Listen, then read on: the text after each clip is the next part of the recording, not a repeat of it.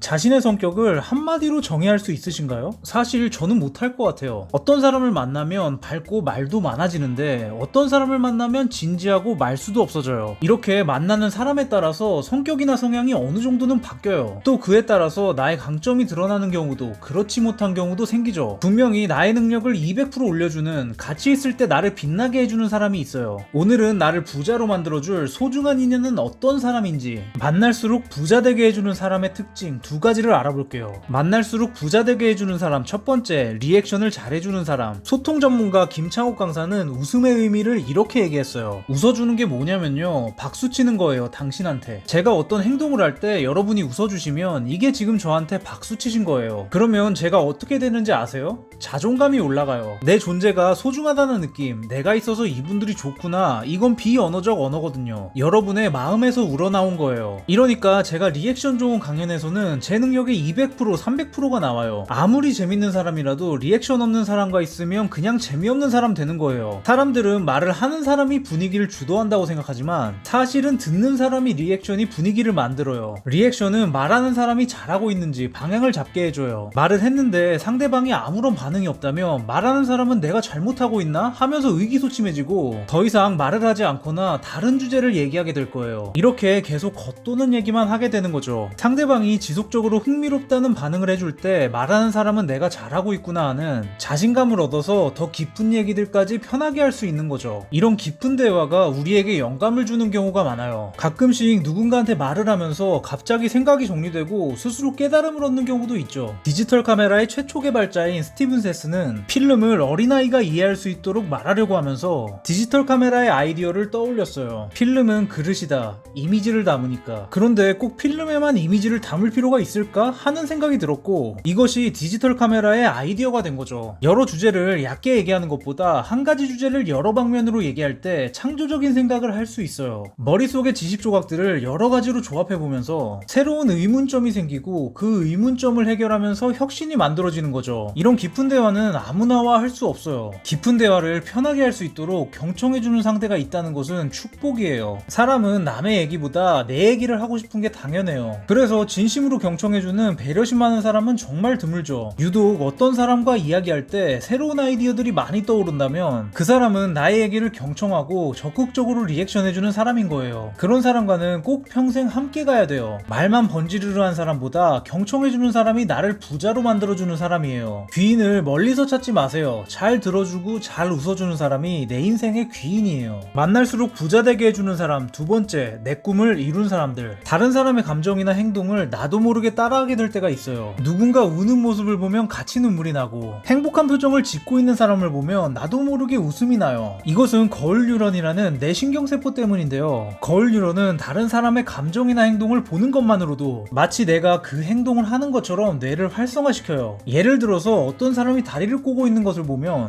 뇌 시각세포만 활성화되는 게 아니라 내 다리를 꼬는 운동신경도 같이 활성화되는 거죠. 인간은 상황을 이해한 후에 공감하는 게 아니라 상대방을 보자마자 거울 뉴런에 의해 공감부터 하게 돼요. 이런 특성 때문에 인간은 서로 공감하고 사회화를 할 수 있었던 거죠. 그래서 인간은 주변 환경의 영향을 많이 받아요. 내가 머리로 이해하는 것과는 별개로 가까운 사람의 감정이나 행동을 그대로 흡수해버리기 때문이죠. 가정폭력의 피해자가 나중에 가해자가 되는 경우가 덜어 있는데, 이들은 부모님의 폭력성을 정말 증오했지만 폭력을 지속적으로 보면서 거울 뉴런에 의해 뇌에 폭력을 행하는 부위가 지속적으로 활성화된 거예요. 그렇게 나중에 혐오하던 폭력을 나도 모르게 사용할 수도 있게 되는 거죠. 반대로 이 거울 뉴런을 긍정적으로 사용할 수도 있어요. 예를 들면 아이를 교육하려면 교육을 하고 싶은 방향으로 솔선수범하는 거예요. 아이가 공부하게 만들고 싶다면 말로만 강요할 게 아니라 내가 꾸준히 공부하는 모습을 보여주는 거예요. 또 내가 변하고 싶다면 내가 변하고 싶은 모습의 사람을 지속적으로 보면 되는 거예요. 100억을 벌고 싶다면 100억 이상 번 부자들을 보고 그들이 어떻게 생각하고 어떻게 행동했는지 꾸준히 지켜본다면 거울 뉴런이 그 사람의 생각과 행동을 복사해 올 거예요. 주변에 그런 사람이 있다면 좋겠지만 그렇지 않아도 상관은 없어요. 요즘 시대는 책이나 유튜브, 블로그 등으로 그들의 생각이나 행동을 지켜볼 방법은 많으니까요. 성공 철학자 짐 론은 이런 말을 했어요. 우리는 가장 많은 시간을 함께 보내는 5사람의 평균이다. 이 말에 따르면 부자들과 함께하는 시간이 가장 많다면 나도 그들과 같은 부자가 될 수 있는 거죠. 여러 가지 루트를 통해서 성공한 사람들과 만나는 시간을 더 늘려보세요. 한 번 보고 이해했다고 다시는 안 보는 게 아니라 지속적으로 성공한 사람들의 생각과 행동에 노출시켜서 뇌를 활성화시키는 거예요. 그렇게 부자들과의 시간을 꾸준히 보내다 보면 어떤 임계치에 도달하고 어느 순간부터 성공한 사람들과 똑같은 사고방식과 행동을 하고 있을 거예요. 그렇게 자연스럽게 성공의 길로 들어서는 거죠. 우리는 주변의 영향을 많이 받도록 설계되어 있어요. 수동적으로 만들어진 관계에 머물지 말고 성공한 사람들과 친구가 돼서 꼭 성공해보세요. 오늘 얘기는 여기까지 할게요.